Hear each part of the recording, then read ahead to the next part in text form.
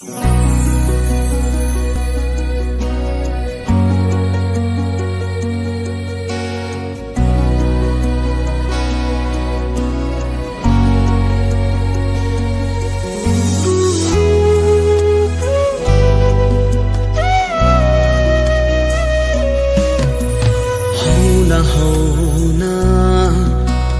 tàu ngắm mưa ghê nắng ta zena dân mây pari ra tông ma nắng bông khâu này kín khâu thung mặc xin này na kín khâu thung cần điêu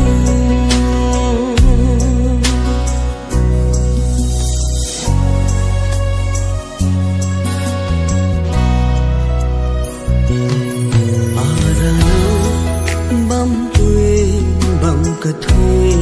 nang ta na ning tâu na bầm nghe ta căng mây đoan đi ta nay lung lạt pari tho lung khâu lâu bầm cần đi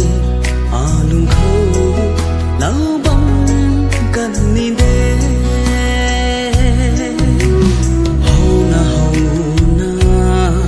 lá tàu ngắm hoa ghê nắng ta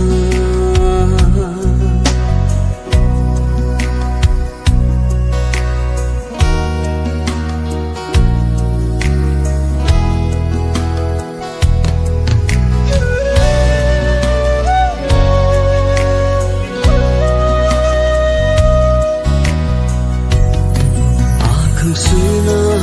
đâm lâu này ta lung tâm khang ra bông đuôi đâm này thung mặc gì đây này na kín khâu thung cần điêu này kín suna thung cần điêu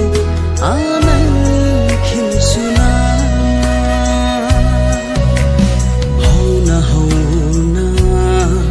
lá tàu ngắm mưa ghê nắng ta